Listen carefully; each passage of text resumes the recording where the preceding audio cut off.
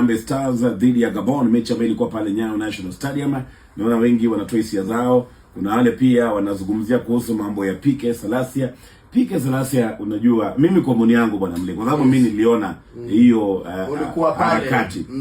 I think this young man ndio ni mwanasiasa, lakini nafikiri kwamba anasukuma hii mambo inaitwa clout chasing na kitu kama hiyo. Yes. Kwa sababu anapenda sarakasi.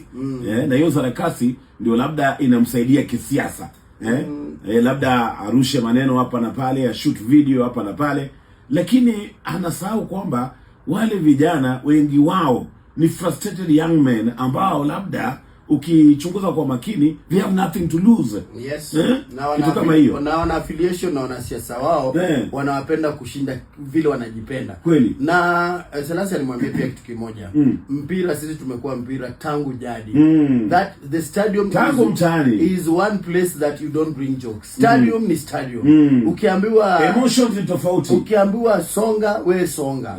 Usilete mambo mingi juu kuna watu wengine wako na short fuse pale kwa stadium na wanaweza kuadhiri, lakini pia ni kashifu watu ambao pia wanavamia mtu kama yule. Kweli. I mean, mimi nikiwa na opinion yangu ya kisiasa, respect it.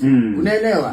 Juu nilikuwa nasema ati anaongeanga vibaya kuhusu baba. Hiyo ndio ilikuwa sababu yake kufanywa pale. Nikasema Salasi ni mwanasiasa. Hata yeye uongea, hata baba siongea juu ya Gacheta.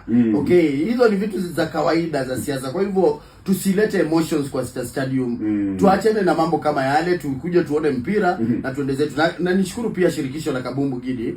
Jana mipangilio ya stadium ilikuwa very good.